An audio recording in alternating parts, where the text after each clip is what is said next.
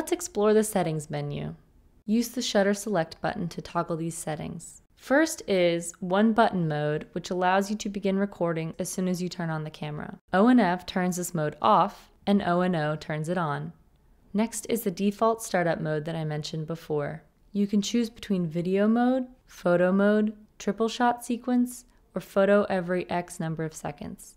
Pressing the power mode button selects and saves your desired setting and continues to the next option. This next mode selects your desired resolution. R1 is 170° SD video that shoots 60 frames per second.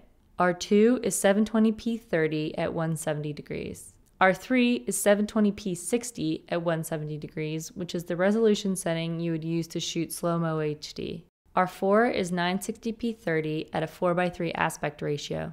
R5 is full 1080p 30 with a 25% narrower field of view at 127 degrees.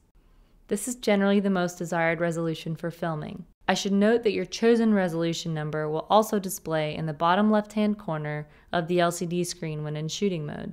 Next is the exposure setting. CNT is centered metering, which works best for normal outdoor and indoor lighting conditions. SPT is spot metering, which is generally best for shooting from inside of a car or other dark space looking out into a brighter setting. UP, or up, is the default setting for capture orientation. If you mount the GoPro upside down, you can select UPD so that it will capture upside down and eliminate the need to flip the image in post. LFF selects live feed off, or if you'd like to connect the camera to a TV, you can select LFO. In using live feed, you can select from the next setting whether or not you want to display the camera info on the TV by toggling between OSO and OSF.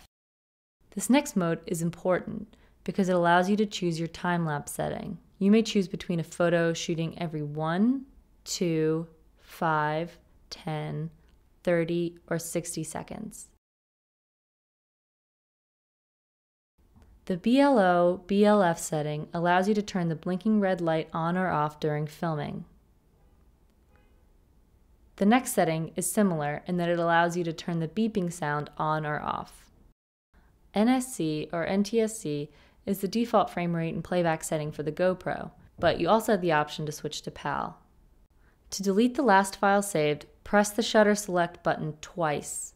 If you do not hit the shutter select button a second time while LST is flashing, it will not delete the last file saved. All allows you to delete all files and format the SD card. Press shutter select to delete all the files, but not to format the SD card.